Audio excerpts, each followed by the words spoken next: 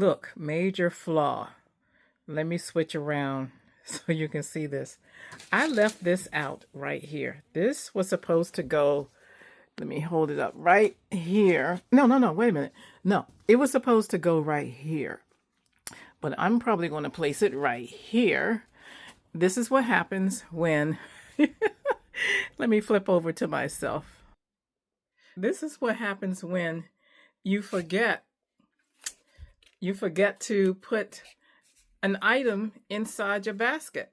So I want to show you how to do that. Wow. Yeah, sometimes that happens. This happens oftentimes when you're designing. So I figure I'll just show you this flaw. All right. So watch me fix this. Okay, I am behind, but here I am. Here, let me move this out the way. I'm going to turn this around so you can see. I believe you can see that okay. And this is, let me pull this over a little bit. This is a floral pick. Florists use it to add gift card, enclosure card, along with the envelope. And so anyway, so what you would do, and let me see. Yeah, I think you can see this fine. So I'm going to find an area just behind the bow, right in this area, and also behind the pillow. And careful not to puncture the pillow. Okay, so let me see. Oh, my hand is in the way. Here. Let me do it underhanded, and you can probably see this a little better. What I'm going to do is I'm going to lift up the bow. It's stuck real tight thanks to the glue. And you have to use your eyes a little bit and use this edge. You can see this point part of the floral pick. And you just want to puncture it just slightly. There you go. You can hear it. And I just checked and put my finger in here, and I can see I did not damage at all the pillow. So be careful. Lift the pick up and just find a place and slide the pick in place. Just like that. And you can do two things. You can clip. Let's turn this around so you can see it. And my hand is in the way. You can clip this part of the fan onto it, onto the pick. Let's pull it up so you can see it a little bit more. So you can clip it. Actually, I'm going to turn it around. Okay, I just turned the, you see my pivot at? I just turned it around. So I'm going to clip it on like this. I'm trying to move my hand out the way and get this position in here. I want to make sure I'm recording and getting this. Okay. And then I want to slide it in place. Oh, I broke the pick. Okay. Hold on. Let me go get another pick. These things happen. Hold on. You always want to have supplies on hand. So here, another pick. See? The broken pick. Where's the other part? Just want you to see it. I'm not using the same one. This is the broken pick. I broke it down. I broke it even more. And this is the new pick. So just find that position again. You can use your finger, and it's right there. And place it right in place. Now, you want to make sure, let me just turn this around so you can see, because this is a flaw. What you do not want is you do not want the pick. Can you see that? I don't know if you can see that well. Let me see, you can bring it closer. You see where the pick is showing? You don't want it to show in your design, so you want it to lift slightly up. And you can also push the pillow, let me lift this up. You can push back against the pick. Can you see the pick right here? If the pillow was a different color, you could see that, but it's not. It's the same color. So this is positioned right on top of the perpetual calendar. But that is fine. So, again, you want to hook, and I want you to see this whole thing. So let me lift this up just a little bit, and let me tilt it down just a little so you can see a little bit more. Okay, there you go. Can you see that? Yeah. I want you to see how, let me turn it around. Now let's turn around the pick and slide this in place. Careful not to damage your product. I just did the same thing again. I just broke this pick. Okay, so now, if you find out that that happens, get another pick, which I did. You always want to have ample supplies. In this case, because you don't want to continue to break them, let me just make sure that that pick is not, okay, that's good, it's not showing. Then what I'm going to do instead is I'm going to tape this fan. I'm just going to place it down right here. And let me just lift this up so you can see a little bit more. I can also pull back. Let's see if I can do this. Pull this back a little bit more. That's as far back as it can go. Let me move this back a little bit more. That way you can see more of that. So what I'm going to do is instead, I'm going to tape this to the back in place. So let me show you how I do that. Let me get the tape. The tape is shipping tape. This is actually Scott brand. It's pretty thick. I estimate this is about 2.5 inches, but I estimate that. And just so that you know, my guesstimate is here.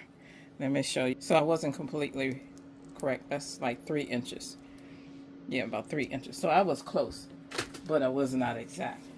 But it doesn't matter. 2.5 inches, 3 inches. You just want to make sure that the tape goes around the complete area of the fan. Okay, so I don't want to puncture any holes, so I'm going to tape it right here at the base first. You see that? And just hold that, tape that in place. And then I'm going to use another one. Get another strip of tape and do the exact same thing. Now, you may not like it, as I don't like the way this is looking. Let me turn it around so you can see what I'm talking about. It's leaning, and you can't see, so let me tilt this some. The fan is leaning backwards. I want the fan to stand up. So in order to do that, I need to change the position of the pick. So let me take the fan down. Let me just carefully remove it from the tape. It's pretty easy. And now I need to adjust the pick. So I need the pick to not go in at an angle. I need the pick to stand up straight. I'm going to find another area that I can puncture the shrink wrap and position it to stand in place. Your gift recipient and your clients will not see your design flaw. What they will see is your finished product. Now, I have that standing straight. You can also glue it into place. Let me just turn this around so you can see it. You can also cool glue right into this area on the tape now, not on the pillow, but on the tape and also on the wrap. I will do that. And this is what it will look like. Again, let me just see if I can zoom. I'm zoomed out as much as I could, so I need to come back a little bit so you can, there you go, you can see the whole thing. All right, and there it is. You can see the entire, let me sit down here with you. Now it's sitting taller than me. You can see the entire design. And that completes your Resurrection gift basket, Get Well gift basket, Welcome to the Body of Christ for the entire family, because what you have is a perpetual calendar for the man, perpetual calendar for the woman, you have a child storybook, you have the fan that the entire family can benefit from in the church, a pillow candle. Of course, you have the Bible, which is the Word of God, and you have a comforting pillow that can be used for any purpose. Toss pillow against a sofa, or they can use it to prop their arm or prop their Bible while they're reading the Bible. Um, the pillow can be used for so many different things. And of course, you have a nice basket that can be used. That basket can be used to rest towels, bath towels inside. It can be used as a very large basket to hold um, fruit and bread and vegetables. It could be a decorative basket that is placed inside the home at different places in a high, height area. You can use the basket in any manner. Now, here's a design tip that I like. I like my designs to come out of the basket. So you see the rim. This is the rim of the actual gift basket. And this is also the this is the base, the bottom of the basket. And I'm sorry, this is the this is the rim. That's the handle. All right, bear with me. I'm doing this on video for the first time. So this is the handle of the gift basket. Yeah, I know you're laughing with me. Or you may be laughing at me. But anyway, you understand what I'm saying. So you remember the basket itself was stuffed to the bottom with styrofoam peanuts that was recycled, actually, still new. And then I have the iridescence or either opalescent shred that's placed inside the different areas. That also makes the gift basket looks packed. And then the gift items inside.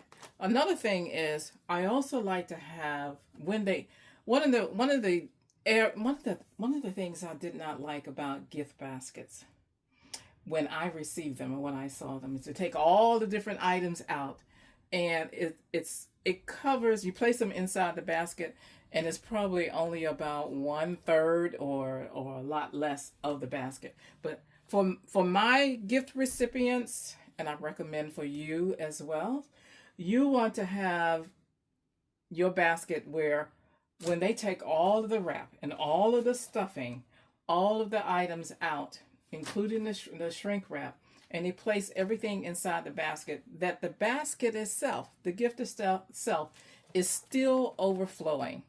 So that was my, originally I designed everything when I very first started making gift baskets inside the rim. Now, if you want to know how to actually do that and the specific technique, I want you to, I have all of that in our new community that will show design techniques that will show that. So this is just my take on having a resurrection gift basket for a family. Not necessarily candies and eggs and Easter bunnies. Certainly, I could have a stuffed animal in here, and the stuffed animal that I would choose would be a lamb. And that completes the whole story. So this is actually a fan, and the fan twists. I think I showed you. It twists and it goes inside of this pouch that holds the fan together. If you have any questions, please put them inside of the comments. I would love to answer your questions. I definitely want to invite you to join our community. We're going to have a lot more. We can do a lot more inside of the community than we can just here on YouTube and in this video. So I'm not sure if you could see me as much as I could see you, but this is the completed gift basket. And I want you to ask any questions that you might have, place them in the comments. Of course, I would love for you to like and subscribe. And also would invite you to join this community where we'll talk a lot more about designing gift baskets like this, very unique design techniques, the business aspects of starting and operating a successful and profitable gift basket business. And just so that you know, I started a gift basket business with no money. It can be done. It was very successful. It went over 6 figures annually. And it is possible that you can make millions selling gift baskets. I will have a link in the comments where you can sign in. So I will invite you into that community where you can join and learn more. This is for you who want to start a professional gift basket business. It is not for fun. We're talking about having corporate clients, a professional gift basket design company. So I will see you in the next video. Bye for now.